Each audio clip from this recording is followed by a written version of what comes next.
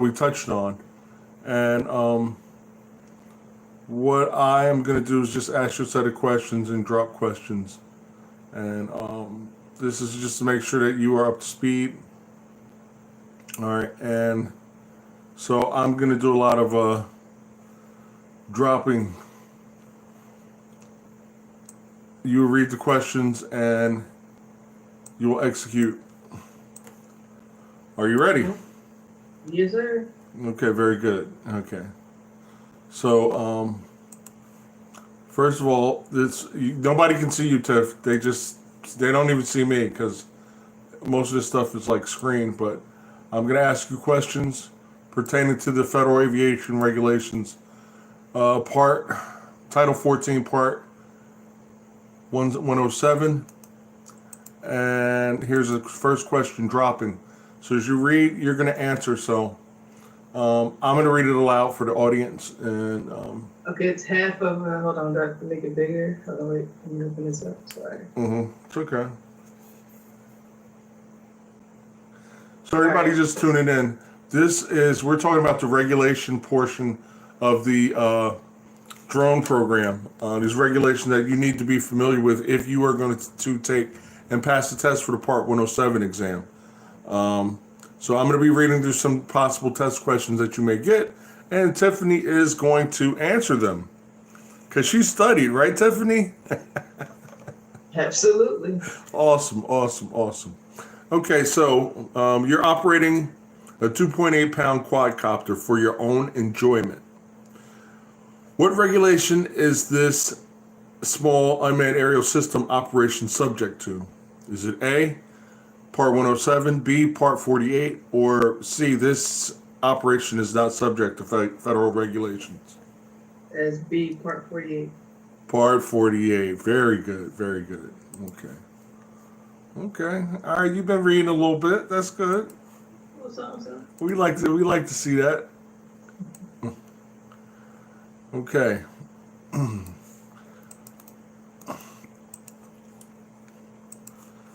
Another question. All right. You have accepted football tickets in exchange for your SUAS to videotape a future construction zone. What regulation is this subject to? Part 107, Part 101, or is it not subject to any federal regulations? That is A, Part 107. Part 107. So, guys, anytime something is going on for future, like business compensation or hire, that's what the FAA, they trigger in those keywords, something done for compensation or hire, or another phrase is holding out to the public. You guys want to be very aware or very careful of that verbiage. All right. What if you were planning to do real estate, real estate sales over, like, your buddy's selling his house, or your buddy's a realtor, and he's like, "Hey Tiff, man, I heard you work with those drones. Could you meet me Saturday? I'm trying to sell this house. I know it would be hot if I got some aerial footage with that. Would that be under FAR? Part 107, Part 101, or not subject to any regulation?" That's 107. It'd be under Part 107. Very good. Okay.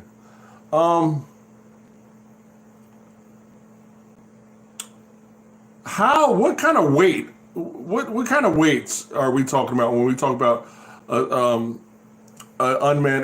small unmanned aerial system? What's the heaviest it could be? It'd be less than 55 pounds. So what about 55 pounds? 45 and under. You mean 54 and under? Sorry, 54 and under. I know what you meant. But you're not gonna yank your chain a little bit. Yeah, less than 55 pounds. So 54 and under. Not 55, 54. Okay, very good. Okay. I'm gonna send you the question because right off the hip I'm just trying to come up with some scenarios of some stuff. So I'd like you to read the question. And when you find your answer, I want you to tell me and guys out there in YouTube land, an unmanned aerial An unmanned aircraft, this is what Tiffany is going to define for us, is defined as a device operated, and then she is going to tell us the rest, guys. So that would be B, without the possibility of direct human intervention from within or on the aircraft. Very good. Unmanned. There's no man or woman in this aircraft. That's what unmanned aircraft. Nobody's inside this aircraft. It is unmanned. It's remotely controlled, and there's no direct, like when I sit in a plane and I'm in the cockpit, I am directly intervening with that aircraft. I'm putting it in a takeoff configuration or a landing configuration or pointing it in a direction navigation wise. All right, guys. So an unmanned aircraft is designed as a device operated without the possibility of direct human intervention from within or on the aircraft. All right.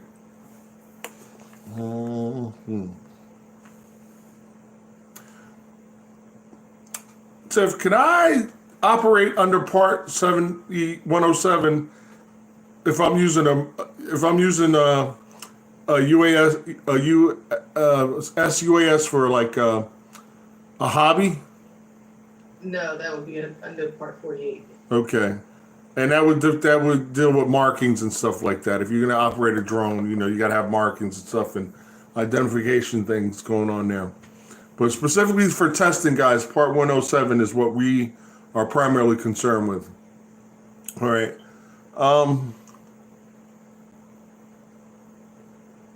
What about a farmer comes up to you says, Tiffany, I need to do a survey on my cornfield.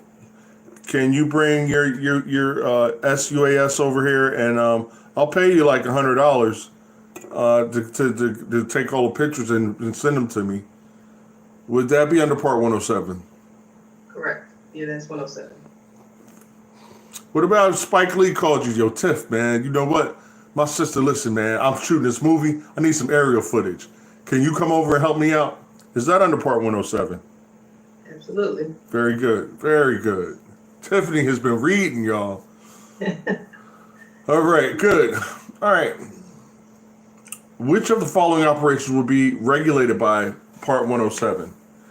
If I was conducting public operations during a search and rescue mission, if I was flying for enjoyment, or if I was operating my SUAS for an imagery company. That would be C. C. Okay. And we talked about public operations last week when we were linked up. All right. Right. Good. All right. So far, so good. I really believe you actually been reading the materials, Tiff. Really? I had my suspicions. Now I'm playing. Oh, that's cool. I had my suspicions, but all right. No, Tiff is on point, y'all. I have to yank her chain because it's what I do. All right. Okay. What action, if any, is appropriate if the remote pilot deviates from Part 107? So what do we mean by deviation, Tiff? Could you give me an example of what we mean by deviation? So that would be varying from any codes or regulation that must be upheld. Oh, okay, all right. I see you. Deviation. Yeah, if you deviate, if you don't follow the regulation to the letter. For instance, if our max altitude is 400 and you just happen to be taking some runway pictures of the approach end of the runway, and all of a sudden, oh my God, look, that guy's on final approach. And it's just not enough time to get it down low. What would you go up higher than 400 feet? Depends, yes. It depends. If you're trying to avoid a collision. Yes, it's an emergency, right? Right, correct. Okay. Now, just because we had an emergency, does that mean we got to tell everybody and their grandmother? No, if they request it, then yeah. Who requested? Who requested it? FAA.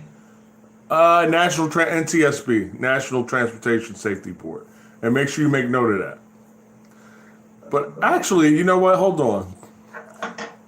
All right, and this is the regulation 107.21, and you know where the regs are. So each remote pilot who deviates from a rule in Part 107 must, upon written request of the FAA administrator. So that's anybody like FAA. So you're right, FAA, National Transportation Safety Board, Flight Standards District Office. That's probably who you would be hearing from the FSDO, maybe. But all right. I think the FAA administrator encompasses all of that because those are all his or her arms. Whoever, the administrator of it, somebody FAA or so upon request, you just don't go down there knocking on the door. Look, man, this guy was coming in on final. I went to 401 feet and I must be punished. All right. Okay. So, and we're not making light of the situation because if you bust 400, then you would be deviating a reg, but you can do it to the extent that it means to meet that emergency. Okay. Moving right along. All right. There's different types of operations. And we talked about public operations. We talked about civil operations. We talked about public and military operations. All right. So which of these types of operations have to comply with Title 14 and the Code of Federal Regulations, if I can pronounce that, Part 107? That would be A, civil operations. Civil operations, Part 107 only deals with civil operations. Now, I can almost guarantee you that there is probably, I don't know, because we're dealing with 107 and we're not trying to go off the beaten path too much. But I'm pretty sure that the military has certain regulations for operating unmanned aircraft, and anybody with unmanned aircraft, they have some regulations somewhere. Nobody's just running around here all willy-nilly, just like we do what we want, because we're the government. They don't do that. Well, I'm going to leave that alone. But,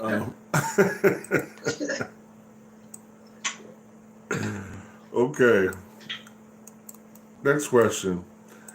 All right, basically, to avoid possible collision with a manned aircraft, you estimate your small unmanned aircraft climb to an altitude greater than 600 feet AGL. To whom must you report this deviation? Upon request. So you don't go to the NTSB and be like, hey, y'all, guess what had happened? You don't call it tower control. Yeah, Philadelphia Tower, we just busted 600 feet. We're lowering it down, but no, upon request. All right. So follow the regs. Follow the regulations. Okay. All right, now we're going to go into remote pilot certification. All right. Yeah, these are the slides I don't see, Tiff, on my end. No, and I know we talked about them. Yeah, hell. Can I send them? I send them back, right? No. We're in the middle of our thing now, so. All right. Which of the following individuals may process an application for a Part 107 remote pilot certificate with a small unmanned aerial system rating? Can a commercial balloon pilot do it? Could the actual remote pilot in command do it? Or could a designated pilot examiner do it? Designated pilot examiner. After receiving a Part 107 remote pilot certificate with an SUAS rating, how often must you satisfy recurrent training? Every 24 months. Every 24 months. Very good.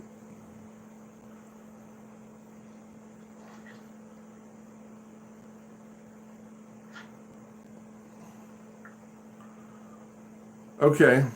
Do you actually need a SUAS certificate in order to operate the controls? So operate, no. Okay. Let's say your cousin was like, "Yo, Tiff, man, I heard you work with those drones. I wanna see what it's like. Could you let them operate the controls Yes, but they would be under your supervision. under your direct supervision? Correct. Okay, you can't be a quarter mile on the other side of the field while they're just like tearing up stuff. That would not be cool, would it? Absolutely not. Okay. You're liable for it. Yeah. Who holds the sole task during a SUAS operation to watch out and report potential hazards? That would be the visual observer. Visual observer. Okay, so we have some other people here when we do these type of commercial operations. You have the remote pilot. You could have the person manipulating the controls, and a visual observer. All right.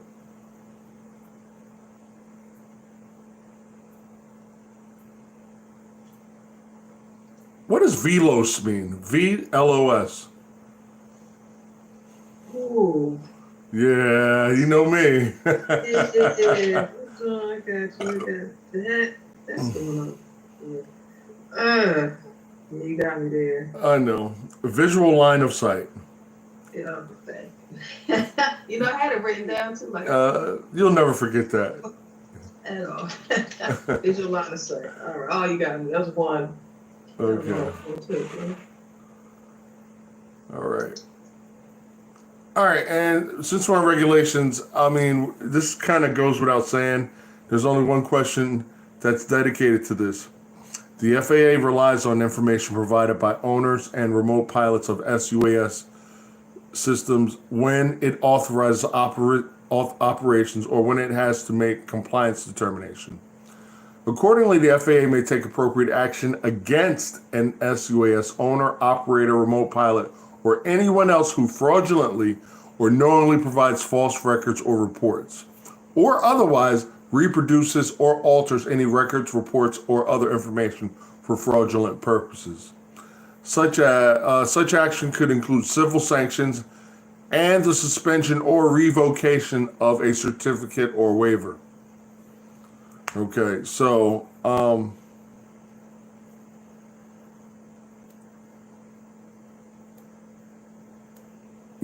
under Title 14 of the Code of Federal Regulations, what is the maximum penalty for falsification, alteration, or fraudulent reproduction of certificates, logbooks, reports, and any records? Suspension or revocation of any certificate held. Any certificate held. Yeah, so that's serious business, guys. They might get nasty, but we pulling everything. Okay. Okay, now we're getting into accident reporting. All right, did you have that slide before? Tiff? So I had to ask, yep. You had the slide before. Okay, very good. All right. All right, let's drop it like it's hot. Drop it like it's hot. I don't think, it was no questions with that. It was just the 2 slides. That's what we had. Okay, that's cool. All right. And for our purposes, we're probably going to be done in a couple minutes here anyway. All right, you're part of a news crew operating the SUAS to cover a breaking news story. You experience a flyaway during landing. The unmanned aircraft strikes a vehicle, causing approximately $800 worth of damage. When must you report this accident to the FAA? How much? $800. I want to say if it's below 500. Well, it's not. It's 800. That's what the question says. It's 800. We report over a certain amount, right? So Yeah. the value is. So you have the question there. Is it any time? Is it within 10 days? I have that question. Or not to exceed, you don't have it. Wait, hold on. Wait, I'm sorry, because I was in the other one. Hold on. Okay. Oh, you just sent it. Okay, sorry. Mm-hmm. All right. Oh, I'm sorry. Within 10 days? Yep, within 10 days is the correct answer. My All bad. right. Report, it's okay. Report any SUAS accident to the FAA within 10 days if it results in 1, serious injury, 2, somebody got hit in the head, loss of consciousness, or repairs costing over $500. So there's 3 different things there. Serious injury, loss of consciousness, or repairs costing over $500. All right. Now, normally in the law, they would go into, okay, this is an abbreviated injury scale. And I wanted to talk about this to the viewers. So a serious injury qualifies as level 3 or higher on the abbreviated injury scale of the Association for Advancement of Automotive Medicine. I didn't know automotives took medicine. That's a joke. This scale is an anatomical scoring system that is widely used by emergency medical personnel. In the AIS system, injuries are ranked on a scale of 1 to 6. Level 1 is a minor, 2 is a moderate, 3 is serious, 4 is severe, 5 is critical, 6 is non-survivable injury. So it would be considered a serious injury if a person requires hospitalization and the injury is fully reversible included. And the injury is fully reversible? Okay, meaning they can heal you.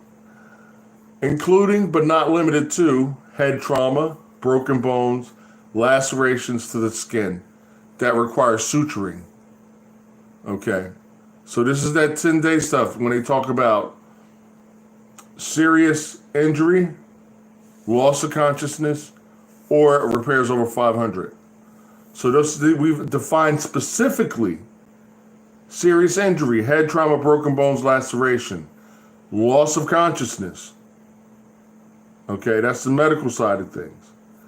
Or repairs costing over $500, which the question indicated 800. 800 beans. Okay, next question is dropped. A small UA causes an accident and your crew member loses consciousness. When do you report the accident or incident or accident? Within 10 days. Within 10 days. Why? Because that's considered what? That's the question. That's brain part. It's okay. Because it falls into that serious injury, loss of consciousness. Exactly right. All right, so yeah, 107.9 in the code of in the code of in part 107 says you have to. All right. So because it's considered an accident. Accident is anything that causes serious injury, loss of consciousness, or damage more than 500. So we got to be specific because the regulations are. All right.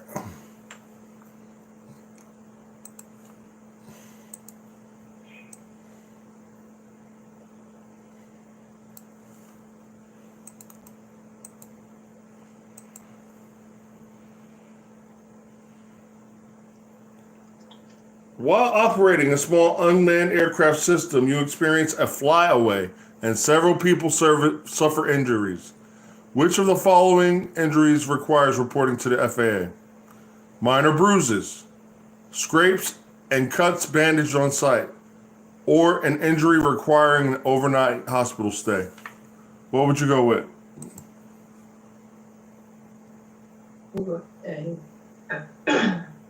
Which of our experience violence and for injuries following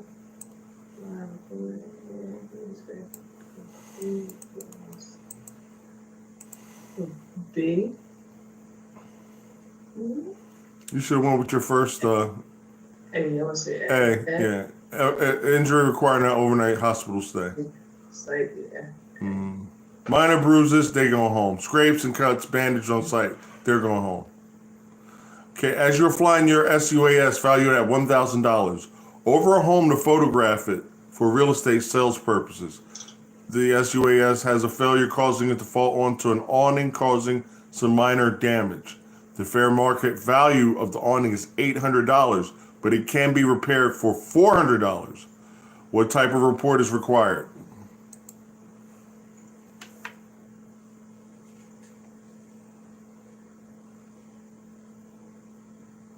I'm just reading it again. It's okay. We're all friends.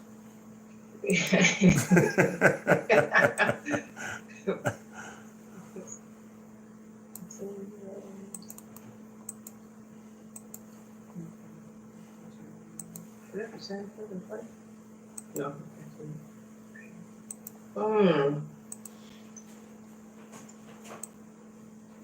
A.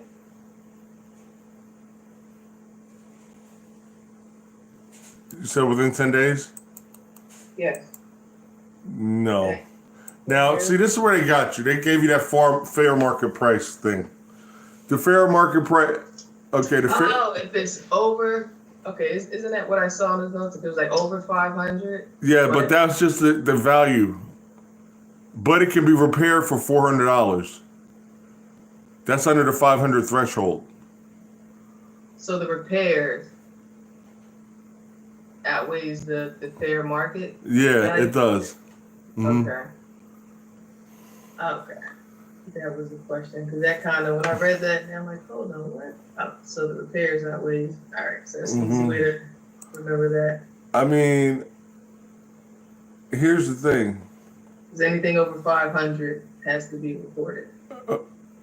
Okay, here's the thing. All right. If, let's say it was 200, the fair market value was 200, but it cost 600 to repair the damage. All right. So that you would have to report. All right, hold on. Because the repairs are 600, right? And I'm glad we're getting to this because I want our listeners to be crystal clear on this. All right. If you have an accident, what's considered to be an accident, which is the property damage thing. All right, so here's the thing that the book points out. All right, and this is just, all right, for example, you got a unmanned aerial vehicle, its property is 200. And it causes damages of $200, and it would cost $600 to repair the damage. Because the fair market value is below $500, this accident is not required to be reported. So you're talking about the damage, and we're actually about to go to the regulations because this is really a little bit confusing. Similarly, if the aircraft causes $200 worth of damage to the property and the fair market value is $600, the accident is also not required because the repair cost is below $500. So it's like, right? That's what it sounds like. Yeah, they're going for the cheapest thing. All right, so that's why I want to go to the regulation. All right, the fair market value was $200. All right, that's the value, but the repairs are $600. So I think repairs go out the window. They don't care about the repairs. It can cost $1,000. It's the value. All right. So the fair market value is $200. We don't need to report, even though it takes $600 to repair. If the aircraft costs $200 worth of damage to property whose fair market value is $600, so they're going for the lowest. They're going for the lowest. That's 30. That is crazy. Yeah. That had me in the loop too. Like, yeah, 107.9. We're going to 107.9. They are something else. And guys, this is why you got to be careful because if you don't know the regulations, 107.9 here. I'm in the Electronic Code of Federal Regulations. We're in part Title 14, which it covers aeronautics and space, and Part 107. 107.9 accident reporting. 107.9. Okay, here we go. See this one? I'll go right to the regulations. 107.9. I did that in my preacher voice. Right to the regulations. Tiffany, you're supposed to laugh at that. No, it's too late now. It's too late now. Be like, you are never going on live with me again. No. Keena, when we going on live? No, never. Okay. So now we're trying to, we understand serious injury. We talked about what causes, what the FAA deems as a serious injury. Okay. Damage to any property other than a small airman aircraft unless, okay, so we're not going to report. The cost of repair, including materials and labor, does not exceed $500, or the fair market value of the property does not exceed $500 in the event of a total loss. All right. So the cost of repair does not exceed $500, and the fair market value does not exceed $500. All right. It's just, like, I like the scenario they gave us all right, come on back. So that in the event of total loss, so it has to be a total loss in order to consider.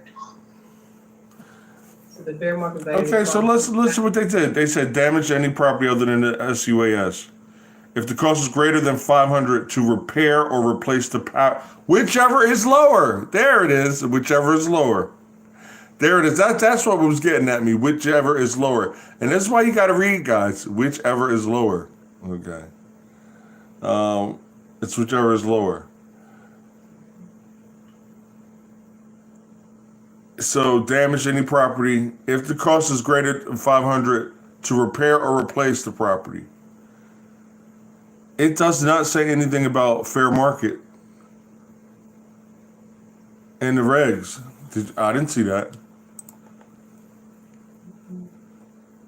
Cost of repair. Oh no, fair market value does not exceed $500.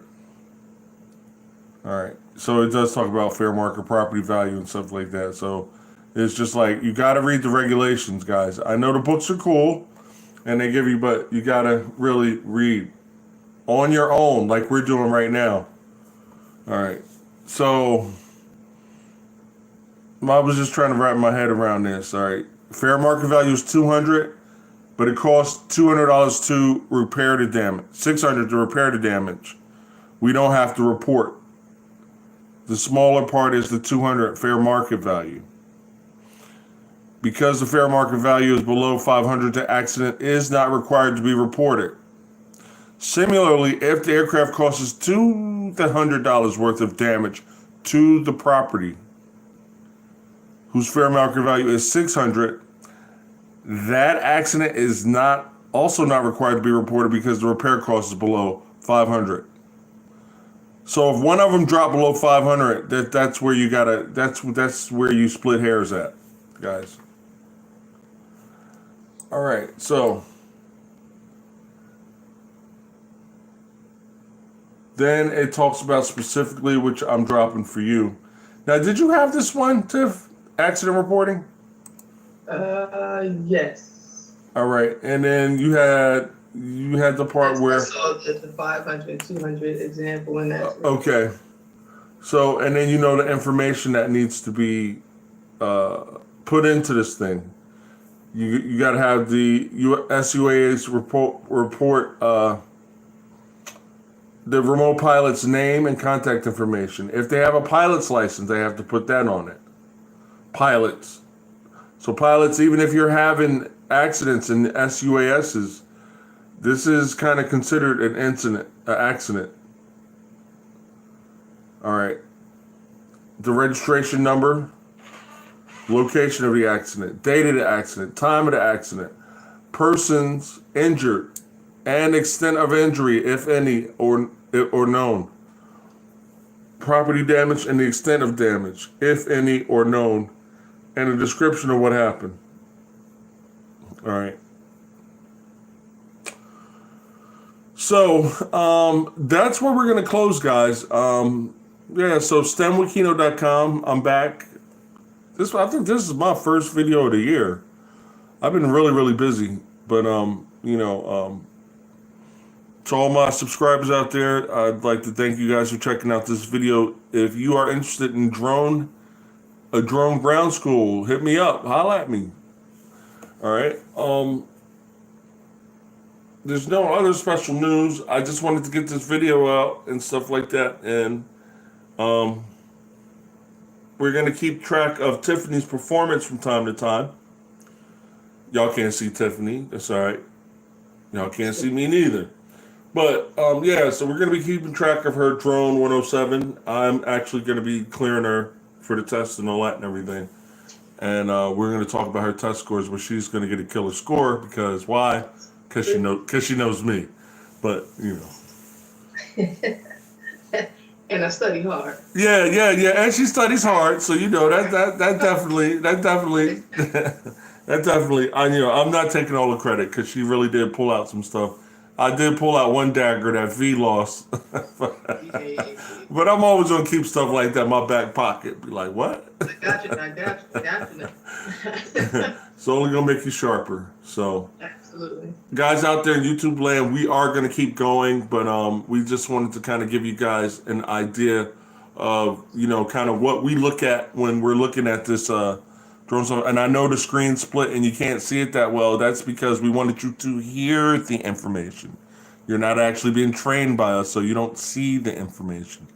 So that's really all I have, guys. Thanks for checking out Drone 107 2021. I'll talk to you guys later. This is Kino from STEMwithKino.com. Thanks for checking us out. Have a great day. Bye, guys.